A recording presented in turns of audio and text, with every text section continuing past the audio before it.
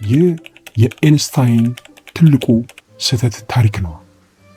አልበርት ኤንስታይን ስሙ ከብልህነት ጋር የተቆራኘ ስም ነው። ዛሬ አንድ ታላቅ አእምሮ እንዴት በገዛ ራሱ ግኝት እንደተሸነፈ እና ያደረገው ስህተት ግን ዛሬ ለደረስንበት ዘመናዊ ኮስሞሎጂ እንዴት በር እንደከፈተ እንመረምራለን።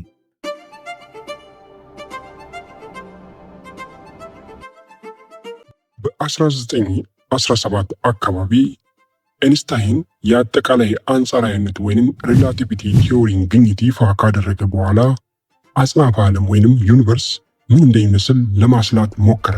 በዚያ ጊዜ ሳይንቲስቶችም ሆኑ ኤንስታይን አጽናፈ ዓለም ስቴቲክ ነው ወይንም አይለጥጥም ወይ አይኮማተርም ባለበት የቆመ ነው ብለው ያምኑ ነበረ።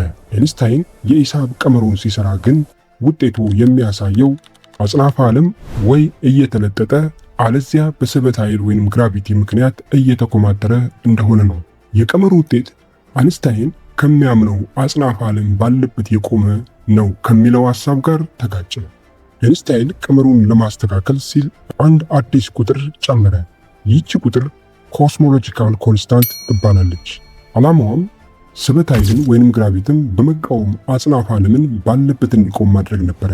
ይህንን ቁጥር የጨመረው ግን በማስረጃ ሳይሆን አጽናፈ ዓለም መቆም አለበት ብሎ ስለሚያምን ብቻ ነበረ።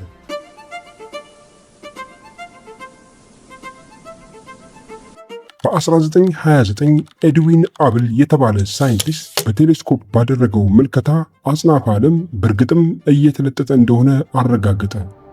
ይህ ግኝት አይንስታይን ቀመር ውስጥ የጨመራት የማረጋጊያ ቁጥር ወይንም ኮስሞሎጂካል ኮንስታንት አታስፈልግም ማለት እንደነበረ አሳየ።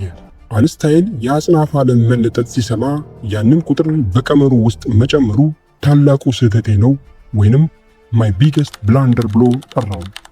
የራሱን ቀመር ከማመን ይልቅ የራሱን የቆየ እምነት ለማስቀጠል መሞከሩ በጣም ጸጸተው። በ1931 አይንስታይን የአብል ቴሌስኮፕን በአካል ለመጎብኘት ወደ ካሊፎርኒያ ተጓዘ። በዚያ ቀን የዓለም እይታ ለዘላለም ተቀየረ። አይንስታይን የአብልን መረጃ ካየ በኋላ ኮስሞሎጂካል ኮንስታንት ማጥፋቱንና ይህንንም ማድረግ ትልቁ ስህተቴ ነበር አለ። ይህንንም ማይ ቢገስት ብላንደር ብሎ ጠራም። አይንስታይን ሂሳቡ ቀድሞ የነገረውን እውነት በራሱ ግትርነት ውድቅ ለማድረግ ተቆጨ። ነገር ግን ታሪኩ በዚህ አያበቃም።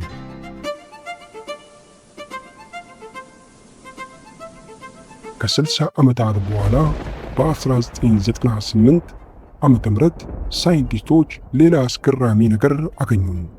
አጽናፈ ዓለም መለጠጥ ብቻ ሳይሆን የመለጠጥ ፍጥነቱ በጊዜ ሂደት እየጨመረ መሆኑ። ይህ ፍጥነት የሚገፋው ደግሞ አንድ የማይታወቅ ኃይል ወይንም የጨለማ ጉልበት ወይንም ዳርክ ኢነርጂ ነው አሉ። ሳይንቲስቶቹ ዳርክ ኢነርጂን ለማስላት ሲሞክሩ አንድ ነገር ተገነዘቡ።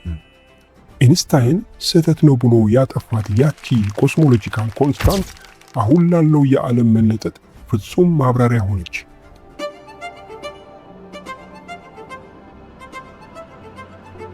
አይንስታይን ስህተት ነው ብሎ የሰየመው ግኝት እንዲሁም ከዘመኑ 80 ዓመት ቀድሞ የደረሰበት ትልቅ እውነት ነው ተባለ። ሊቁ አይንስታይን በተሳሳተበት ቦታ እንኳን ልክ ነበረ። ያቺ የጠፋች ቁጥር ዛሬ ለአጽናፈ ዓለም መለጠጥ ቁልፍ ሆና አገልግላለች። ይህ የሚያስተምረን ነገር ቢኖር የታላላቅ ሰዎች ስህተት እንኳን ለቀጣዩ ትውልድ መነሻ እንደሚሆን ነው። የአልበርት አይንስታይን ታሪክ የሚያሳየን ሳይንስ ፍጹም መሆን አለበት ሳይሆን ለለውጥ ዝግጁ መሆኑን ነው። አይንስታይን ስህተቱን ለማመን አልፈራም። ያ ስህተት ደግሞ ዛሬ ዓለምን የምናይበት መነጽር ሰጥቶናል። እናንተስ ምን ታስባላችሁ? የአንድ ሰው ትልቁ ስህተት ትልቁ ግኝቱ ሊሆን ይችላልን? አስተያየታችሁን በኮሜንት አጋሩን።